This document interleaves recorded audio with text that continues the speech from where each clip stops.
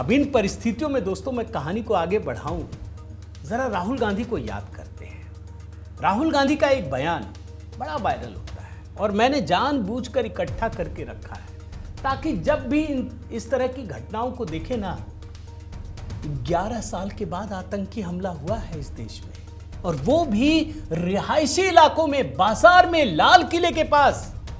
और इसीलिए मैं राहुल गांधी के बयान को याद दिलाता हूं।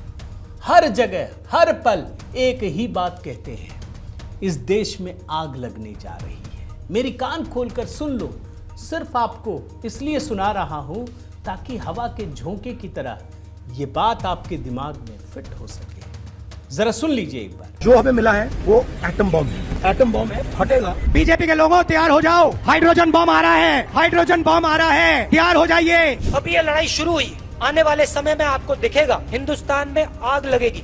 You need one spark and we'll be in big trouble. यहाँ पे आग लग जाएगी, आग लग जाएगी, याद रखना मेरी बात। सिर्फ इसलिए सुनाता हूं दोस्तों ताकि आप भूल ना जाएं।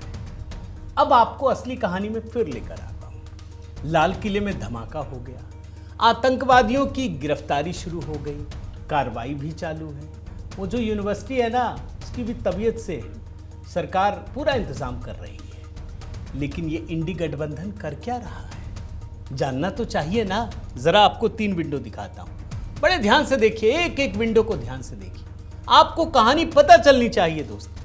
अरे आतंकवादी गिरफ्तार होते हैं तो दुनिया का कोई भी सभ्य व्यक्ति उसका साथ नहीं दे सकता, लेकिन ये कांग्रेसी देते हैं। पहली खबर क्या है, कांग्रेस का सांसद हुसैन दलवई ये कह रहे हैं कि भाई चुनाव के समय धमाके होते हैं, ये आरएसएस वाले शामिल हैं।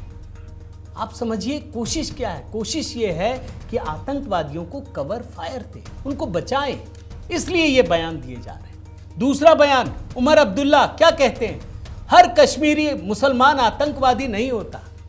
कोई बोल रहा है आपको कि हर कश्मीरी आतंकवादी है, ये तो कोई कह भी नहीं रहा, लेकिन जांच होनी चाहिए या नहीं होनी चाहिए, सवाल ये है। तीसरा बयान, ये फारूक अब्दुल्ला ये तो नई ही थ्योरी लेके आ गए।